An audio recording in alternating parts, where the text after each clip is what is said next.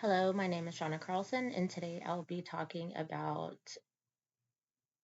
Sales and Marketing 101 for Real Estate Professionals by Chris Grover.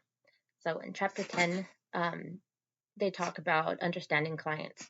So, a couple things that I learned from this chapter I thought were actually very good and something that any real estate agent can take with you, and it's understanding your client.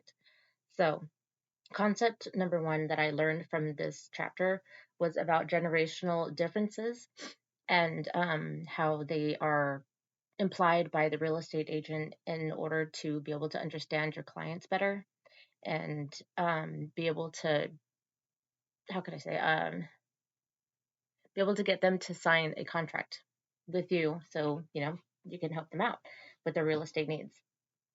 So some of the things to look at was about the generational differences.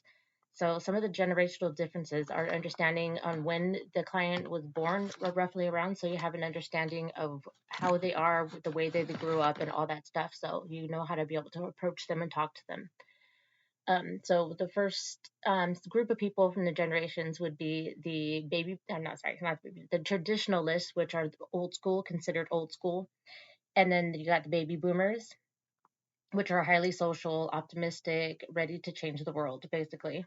And then you have Generation X, which are the independent people. They're self-driven and they're hard workers.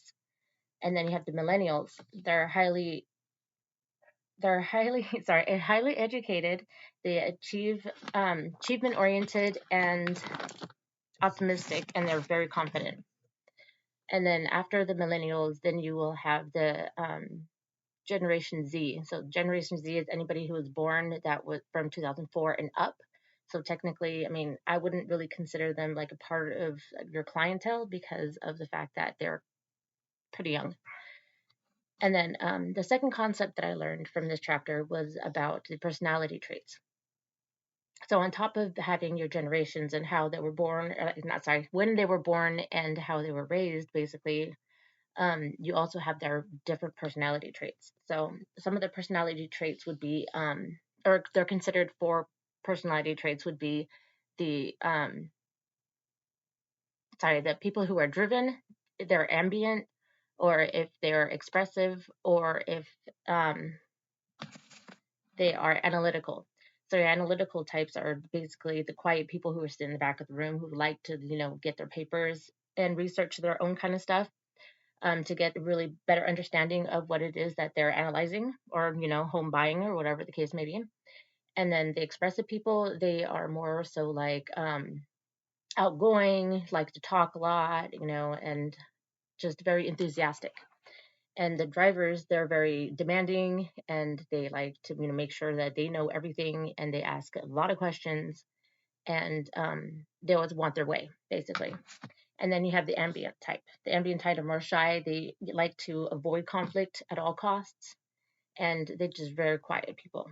So understanding the personality traits and then the generations, I know they're kind of similar, but in a sense, it gives you an overall idea of who it is that your client is to be able to sign a contract with them and to help them with their financial or the real estate needs, not financial. And then, so the third concept that I learned was about the value package. So, the value package is basically listing everything that you have to offer to your clientele so they know exactly what it is that you are capable of doing for them. And it's very important for you to be able to offer that to your clients so they know what it is that, they can work with you with. So basically, I think that this chapter was very informational and it was something that was much needed to know. So any real estate agent will be able to be successful in the things that they do and their job and their career, and be able to help their clientele along with marketing their business completely across the board and be able to offer everybody their real estate needs. Thank you and have a great day.